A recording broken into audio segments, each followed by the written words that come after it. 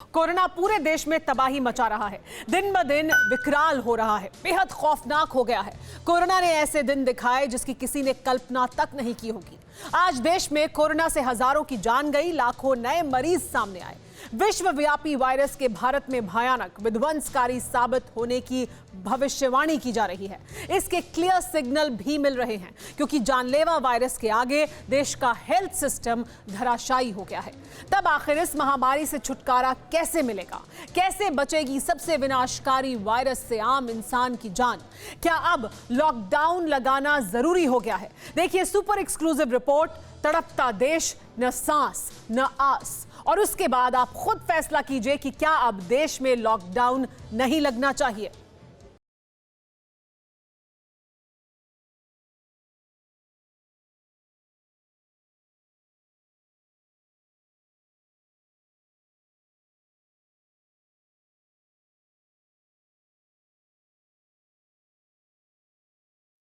Doctor चिल्लाते रह गए, कोई डॉक्टर नहीं आया, कोई डॉक्टर नहीं आया, कोई डॉक्टर नहीं आया।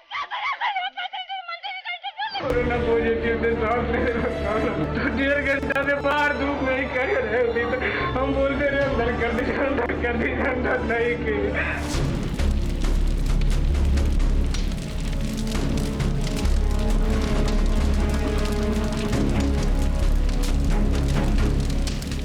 अगर नहीं यहाँ पे बेड अवेलेबल कर सकते तो कम से कम इंजेक्शन देके मार तो भी डालो।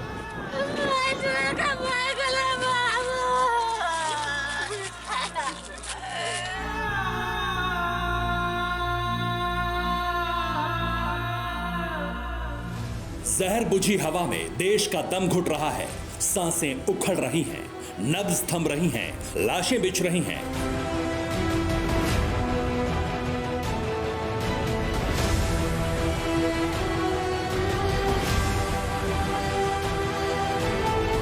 अस्पताल बदहाल हैं, मरघट में बेजान जिस्मों का जमघट है, हर तरफ दहशत है, विध्वंसक हो चुका वायरस बेकाबू है, ताबड़तोड़ शिकार कर रहा है।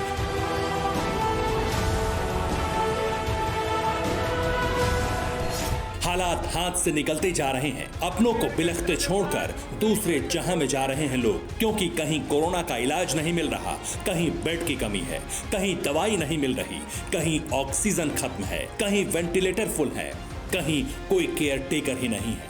विनाशकारी वायरस बेरहमी से मौत बांट रहा है, मातम आक्रोश में तब्दील हो रहा है, चीखें कलेजा चीर देने वाली हैं। मंत्री जी यहाँ पे डॉक्टर चिल्लाते रह गए, डॉक्टर चिल्लाते रह गए, कोई डॉक्टर नहीं आया, कोई डॉक्टर नहीं आया, कोई डॉक्टर नहीं आया। क्या मंत्री जी का इंटरव्यू लेने के लिए बैठे हैं। कब से इंतजार कर रहा था? आधा घंटा 1 घंटा से एम्बुलेंस लेके कलेक्टर बुला रहे। क्या चलिए क्यों चले? क्या चलिए? यहाँ का 8 का इतना खराब है, यहीं पे मरे हैं तड़प तड़प के। तड़प के मरे और यहाँ के लोग इंटरव्यू ले रहे हैं, मैं पापा को वापस कर पाएंगे, वोट लेने के लिए से बात है। रांची हो या लखनऊ, दर्द का रिश्ता एक जैसा है, घातक महामारी से तड़पते लोगों का दुख एक जैसा है।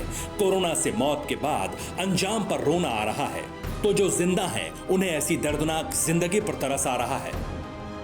मेरी वाइफ की तबीयत बहुत खराब चल रही है, इसको कई जगह हमने ले गए हैं और वहाँ से कोई हमको रिस्पांस नहीं मिला। क्या रातों और लोहिया ने पीजीआई को रेफर किया और कहीं से हमको नहीं मिल रहा है। तो क्या वायरस काल में जिंदा रहने के लिए ऐसे ही छटपटाना होगा, ऐसे ही गिड़गिड़ाना होगा?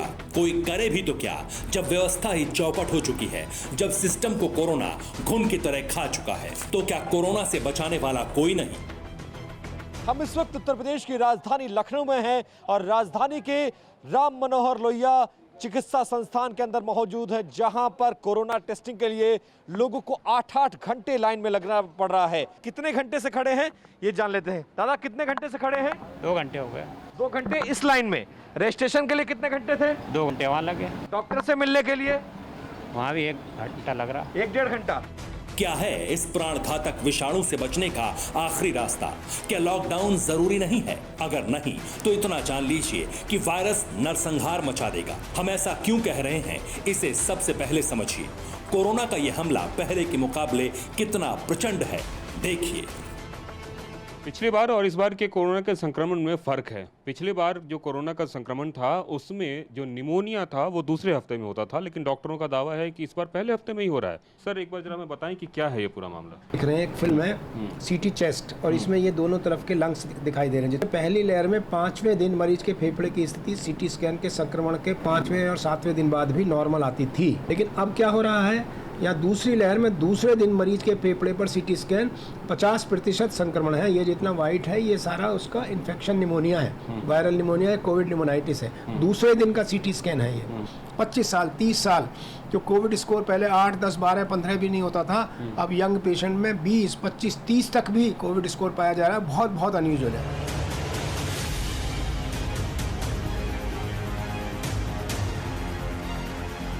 महज कुछ ही दिन में कोरोना का नया स्ट्रेन फेफड़ा फाड़ दे रहा है। महामारी की दूसरी लहर हर उम्र के लोगों का शिकार कर रही है, यानी वायरस स्ट्राइक से इस बार किसी का बचना आसान नहीं।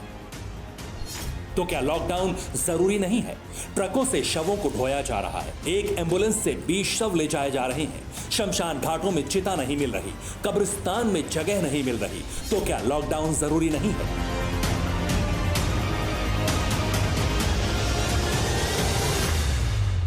जरूरी है, बेहद जरूरी। लोग भी मानने लगे हैं, खुद कहने लगे हैं, महासंकट से निपटने के लिए संपूर्ण तालाबंदी जरूरी है।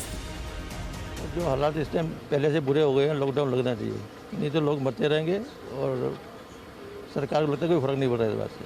लॉकडाउन बिल्कुल लगना चाहिए क्योंकि जो आजकल संख्या बढ़ती जा रही हैं कोरोना पॉजिटिव की, इस हिसाब से लॉकडाउन बिल्कुल होना चाहिए और लगना चाहिए। सर देखिए आज के हालात को देखते हुए तो लॉकडाउन की ज़रूरत है।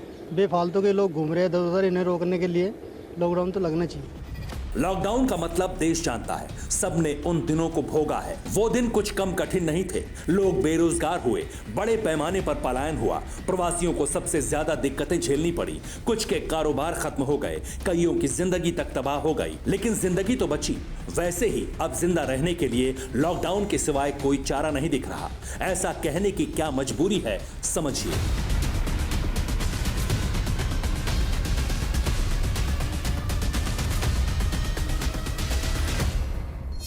देश भर में 24 घंटे में कुल 1,85,248 नए कोरोना मरीज सामने आए। कोरोना ने देश भर में 1026 लोगों की जिंदगी छीन ली। जिन राज्यों में कोरोना का सबसे ज्यादा कोहराम है, उनमें 24 घंटे में महाराष्ट्र में 281 मौतें हुई हैं, छत्तीसगढ़ में मौतों की संख्या 156 है और दिल्ली में 81 लोगों ने दम तोड़ा है। उत्तर प्रदेश की बात करें तो यहाँ कोरोना ने 85 लोगों की जान ले ली। पंजाब में 50 लोग मारे गए। कर्नाटक में कोरोना 67 लोगों का काल बन गया। गुजरात में कोरोना से मरने वालों का आंकड़ा 68 है। मौत की ये रफ्तार पहले से दोगुनी है, जिसमें जबरदस्त इजाफे से डेंजरस सिग्नल मिल रहे हैं।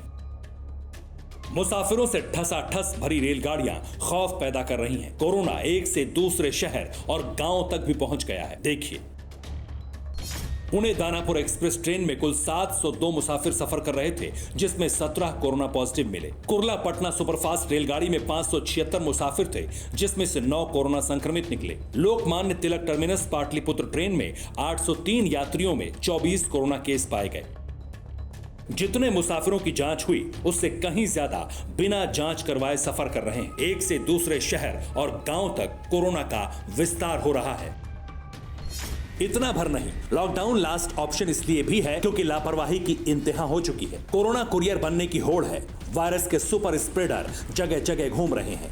बाजारों में, रेलवे स्टेशन पर कोरोना नियमों की धज्जियां उड़ाई जा रही हैं। चेहरे से मास्क गायब है। सोशल डिस्टेंसिंग की किसी को पड़ी ही नहीं है। देश की राजधानी दिल्ली में लगातार जो कोरोना मरीजों की संख्या है उसमें इजाफा देखने को मिल रहा है। स्थिति लगातार खराब होती जा रही है। इस वक्त मैं आनंद विहार बस अड्डे पर हूं और ये तस्वीर आपको ग्राउंड जीरो से दिखाने के लिए आई हूं कि आखिर क्या वजह है जिसकी वजह से लगातार जो ग्राफ है वो बढ़ रहा है। आप मेरे पीछे एक बस देख रहे होंगे, इस वक्त उत्तर प्रदेश परिवहन इस बस पर लिखा हुआ है और ये बस शायद आपको इटावा करहल की तरफ जाने वाली है बस है। लेकिन अगर आप गौर से देखेंगे तो जिस तरीके से ये नियम बनाया गया है कि बस में जो लोगों की की संख्या होगी वो 50% रहेगी। लेकिन आप देखिए सोशल डिस्टेंस के नियम का पालन नहीं है। कई आपको ऐसे यात्री नजर आ जाएंगे इस बस में जिन्होंने मास्क नहीं लगाया है। यानी कि ग्राउंड जीरो की पड़ताल हमारी यही कह रही है कि लगातार जिस तरीके से नियमों का उल्लंघन हो रहा है। लॉकडाउन की दरकार क्यों है, इसे राजस्थान के जयपुर के सरकारी अस्पताल में पड़े डाके से भी समझिए, जहां कांवटिया सरकारी अस्पताल से वैक्सीन की डोज ही चोरी हुई है। अस्पताल से 320 वैक्सीन की डोज गायब है। 320 डोज यहाँ से गायब हुई है। हमने अधीक्षक को निर्देशित किया है कि तुरंत इस पर कानूनी कार्रवाई शुरू की जाए, पुलिस में जाके रिपोर्ट दर्ज कराई जाए, क्योंकि गैर कानूनी है, इसका उपयोग करना भी गैर कानूनी है। हम खुद ताज्जुब कर रहे हैं कि कैसे 320 डोज कैसे किस की तरह यहाँ से उड़ाई गई है। मुआयना किया जाएगा और वहाँ के CCTV फुटेज वगैरह भी देखेंगे। अभी तक उन्होंने कोई शक जाहिर नहीं किया है, फिर भी अस्पताल के किसी कर्मचारी की इसमें संलिप्तता पाई गई तो उसके खिलाफ भी कार्रवाई की जाएगी। जहां त्रासदी में मौका परस्ती की पराकाष्ठा पार करने वालों की कमी ना हो, वहां लॉकडाउन नहीं लगा तो क्या होगा? महामारी से मरते लोगों के हक की लूटपाट मचाने वाले धूर्तों पर लगाम कैसे लगेगी? लॉकडाउन तो अभी स्थिति को देखते हुए ज़रूरत है। लॉकडाउन अगर बहुत ज़रूरी तो ज़रूर लगे।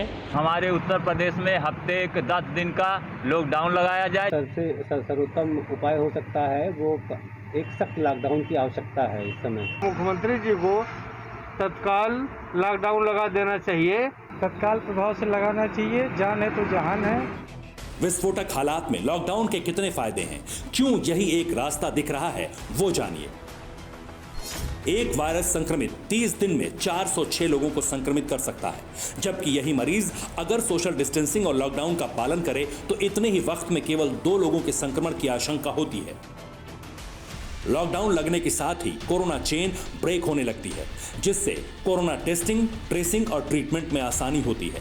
मरीजों की कैटेगरी बनाकर इलाज करने में आसानी होती है। लॉकडाउन ऐसा स्पीड ब्रेकर है जो कोरोना की रफ्तार थाम लेता है। इसलिए टोटल लॉकडाउन का फाइनल फैसला हर देशवासी को लेना होगा। यह जरूरी भी है और मजबूरी भी। उदासी भरे दिनों से निकलने की यही एक राह बाकी बचती है। न्यूज़ टॉप 9 रोज सुबह 7 बजे और शाम 7 बजे सिर्फ TV9 भारतवर्ष पर।